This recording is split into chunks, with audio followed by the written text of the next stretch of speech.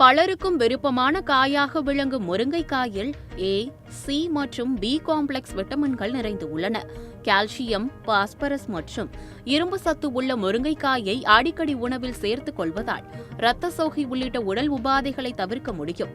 கண் பார்வை, செல் வளர்ச்சி, இதயம், நுரையீரல் மற்றும் சிறுநீரக ஆரோக்கியத்திற்கும் முருங்கைக்காயில் உள்ள சத்துக்களின் பங்களிப்பு அதிகம். உயர் இரத்த அழுத்தத்தை குறைப்பதோடு இரத்த சர்க்கரை அளவையும் சீராக பராமரிக்க உதவுகிறது.